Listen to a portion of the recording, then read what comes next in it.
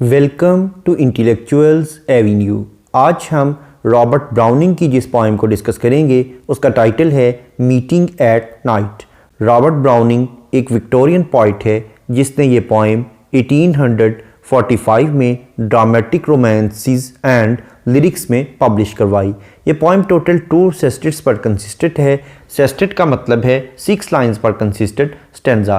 तो इस तरह से 2 सेस्टेट्स पर कंसिस्टेड होने की वजह से इस पोइम की टोटल लाइंस की स्ट्रेंथ है 12। इस पोइम में पोइट अपनी बिलव्ड से मिलने रात के वक्त जा रहा है और रास्ते में जो उसकी ऑब्जर्वेशन थी और जो उसकी फीलिंग्स थी उनका इजहार इस पोइम में पोइट ने हमारे सामने किया है। वो कहता है द ग्रे सी यानी सुरमई रंग का समंदर and the long black land, और लंबी तारीक और स्याह रंग की ज़मीन मुझे हर तरफ दिखाई दे रही थी। And the yellow half moon, और पीले रंग का जर्द रंग का आधा चांद था, लार्ज जो बहुत बड़ा था, एंड लो और यूँ महसूस हो रहा था जैसा कि वो नीचे को झुका हुआ हो, वो मुझे समुंदर के ऊपर दिखाई दे रहा था। एंड द स्टार्टल्ड, और जोश और जज्बा पैदा कर देने वाला, लिटिल वेव्स बहुत छोटी छोटी लहरें, दैट लीप जो कि छलांगे लगा रही थी, इन फायरी रिंगलेट्स और दायरों की शक्ल में दिखाई दे रही थी, फ्रॉम देयर स्लीप, और वो अपनी नींद से बेदार हो गई थी। यानी इसका मतलब है कि जब पोइट कहता है कि उसकी कश्ती एक गहरे समुंदर के ऊपर से गुजर रही थी तो ऊपर तो उसे एक बिल्कुल पीले रंग का जर्द रंग का आधा चांद दिखाई दे रहा था और वो उसे यूँ महसूस हो रहा था जैसा कि वो नीचे को झुका हुआ हो। और इसके साथ साथ जब कश्ती गुजरती तो समुंदर की जो लहरें थीं वो बिल्कुल साकिन थीं, लेकिन जैसे ही कश्ती गुजरती वो दायरों की शक्ल में हरकत करना शुरू कर देती थी और वो ऐसे छलांगे लगाती थी जैसा कि वो बहुत ज़्यादा पुरजोश हो गई हों, उनमें एक जज्बा और वलवला पैदा हो गया हो। As I gain the cove with pushing prow, और फिर मैंने उस गार में से अपनी जो कश्ती थी उसके अगले हिस्से को आगे धकेलना शुरू कर दिया। एंड क्वेंच इट्स स्पीड, और फिर मैंने इसकी जो रफ्तार थी उसे थोड़ा कम कर दिया। आई द स्लशी सैंड, और फिर उसे मैंने जो बिल्कुल चिकनी किस्म की रेत थी उस चिकनी रेत पर उस कश्ती को खड़ा कर दिया। और अब वो पोइट कश्ती से बाहर निकलकर वॉक करता है, उसका ऑब्जर्वेशन और उसका जो एक्सपीरियंस है वो हमारे साथ शेयर करता है। वो कहता है देन अ माइल, और फिर 1 मील तक, ऑफ वार्म सी सेंटेड बीच, यानी मैं उस साहिल पर चलता रहा जिसमें से समुंदर की खुशबू आ रही थी और वो खुशबू बहुत गर्म थी। 3 फील्ड्स टू क्रॉस, और फिर मुझे 3 मुख्तलिफ खेतों को क्रॉस करना पड़ा, उन्हें अबूर करना पड़ा। टिल अ फार्म अपीयर्स, और उसके बाद फिर मैं एक ऐसे खेत पे पहुंच गया, एक ऐसा खेत नमूदार हुआ।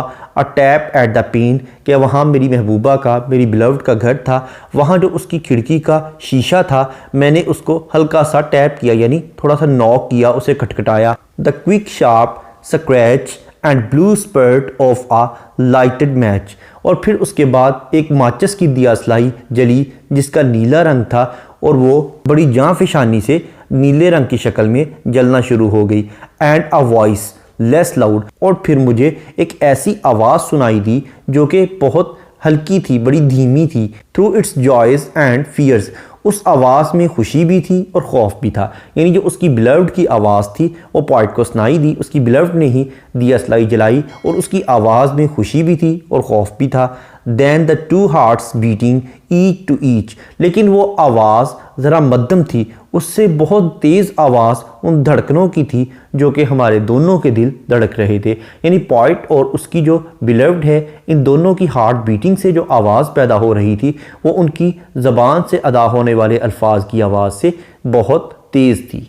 इस पोइम का इंट्रोडक्शन, ग्लोसरी, ट्रांसलेशन और एक्सप्लेनेशन को देखने के बाद अब हम आते हैं इस पोइम में यूज़ होने वाली लिटरेरी टर्म्स या फिगर ऑफ स्पीच की जानिब। सबसे पहले हम देखते हैं इस पोइम की राइम स्कीम। इस पोइम के दोनों स्टेंजाज में सेम राइम स्कीम यूज़ की गई है, यानी ABCCBA, यानी फर्स्ट और 6th लाइन्स आपस में राइम्ड है, सेकेंड लाइन 5th लाइन के साथ राइम्ड है, जबकि 3rd और 4th लाइन्स आपस में राइम्ड हैं। जैसा कि फर्स्ट लाइन का लास्ट वर्ड है लैंड और 6th लाइन का लास्ट वर्ड है sand, land sand. Second line का लास्ट वर्ड है लो और 5th लाइन का लास्ट वर्ड है प्रो, लो प्रो। उसके बाद 3rd लाइन का लास्ट वर्ड है लीप और 4th लाइन का लास्ट वर्ड है स्लीप, लीप स्लीप। इसी तरह से नेक्स्ट स्टैंजा में beach, each, appears, fears, scratch, match. Next है एनाफोरा।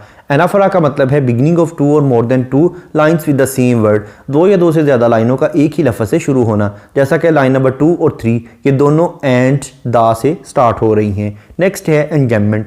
एंजाइममेंट का मतलब है कि अगर किसी लाइन को पढ़ने के बाद उसकी प्रॉपर अंडरस्टैंडिंग डेवलप ना हो बल्कि इसके लिए नेक्स्ट लाइन की सपोर्ट की ज़रूरत हो तो ऐसी लाइन को रन ऑन लाइन कहते हैं और इस टेक्निक को एंजाइममेंट कहते हैं। इसके बरक्स अगर किसी लाइन को पढ़ने के बाद उसकी प्रॉपर अंडरस्टैंडिंग डेवलप हो जाए तो ऐसी लाइन को एंड स्टॉप लाइन कहते हैं। अब हम आते हैं वापस एंजाइममेंट की जानिब। इस पोएम की लाइन नंबर 3 एक रन ऑन लाइन है जिसमें पोएट कहता है and the startled little waves that leap, और फिर जो छोटी छोटी लहरें थी उन्होंने छलांगें लगाना शुरू कर दी। अब किस तरह से वो नेक्स्ट लाइन यानी लाइन नंबर 4 में बयान करता है in fiery ringlets from their sleep, और वो यूं महसूस हो रहा था जैसा कि अपनी नींद से बेदार हो गई हों और वो दायरों की शक्ल में छलांगे लगाने लग गई। नेक्स्ट है पर्सोनिफिकेशन। पर्सोनिफिकेशन का मतलब है to give human traits to the non living things, यानी बेजान चीज़ों को जानदारों की खसूसियात अता करना, जैसा कि लाइन नंबर 3 और 4 में पोएट ने वेव्स यानी जो समुद्र की लहरें हैं उन्हें पर्सोनीफाई किया है कि वो बिल्कुल नींद के आलम में थी और नींद से बेदार हो गई। नेक्स्ट है इंटरनल राइम। इंटरनल राइम का मतलब है कि अगर पोएट किसी एक ही लाइन में दो या दो से ज़्यादा राइम्ड वर्ड यूज़ करे तो इसे इंटरनल राइम कहते हैं, जैसा कि लाइन नंबर 1 में and black land, line number 2 में हाफ लार्ज, लाइन नंबर 5 में विद पुशिंग, लाइन नंबर 9 में tap at scratch, line number 10 में एंड मैच। नेक्स्ट है कायुरा। कायुरा का मतलब है कि अगर पोएट किसी लाइन में पॉज या ब्रेक लेने के लिए यानी वक्फा लेने के लिए कोई पंक्चुएशन मार्क यूज़ करे तो इसे कायुरा कहते हैं, जैसा कि लाइन नंबर 9 में a tap at the pane के बाद कॉमा यूज़ किया गया है। नेक्स्ट है ओनोमेटोपिया। ओनोमेटोपिया का मतलब है ऐसे वर्ड्स का इस्तेमाल करना जो कि हमारी सेंस ऑफ हेयरिंग या हमारी सुनने की हिस्स को अपील करते हों, जैसा कि लाइन नंबर 11 में पोएट एक ऐसी वॉइस का जिक्र करता है जो कि लेस लाउड थी यानी धीमी थी और उसमें खुशी और खौफ के जज्बात मिले जुले थे। नेक्स्ट है एलिट्रेशन। एलिट्रेशन का मतलब है बिगिनिंग ऑफ टू और more than two words in the same line with the same letter और साउंड, यानी एक ही लाइन में दो या दो से ज़्यादा अल्फाज का एक ही हरफ या एक ही आवाज़ से शुरू होना, जैसा कि लाइन नंबर 1 में लॉन्ग लैंड, ये दोनों वर्ड्स एल लेटर से स्टार्ट हो रहे हैं। उसके बाद लाइन नंबर 2 में लार्ज लो, लाइन नंबर 3 में लिटिल लीप, लाइन नंबर 5 में पुशिंग प्रो, लाइन नंबर 6 में speed slushy sand, line number 7 में सी सेंटेड, लाइन नंबर 8 में फील्ड्स फार्म, लाइन नंबर 11 में लेस लाउड। नेक्स्ट है कॉन्सोनेंट्स। कॉन्सोनेंट्स का मतलब है use of same consonant letter in the different words of the same line, यानी एक ही लाइन के मुख्तलिफ अल्फाज में एक ही कॉन्सोनेंट लेटर का इस्तेमाल करना, जैसा कि लाइन नंबर 6 में एंड स्पीड सैंड, इन तीनों वर्ड्स में डी लेटर यूज़ हुआ है जो कि कॉन्सोनेंट लेटर है। उसके बाद लाइन नंबर 9 में टैप शार्प।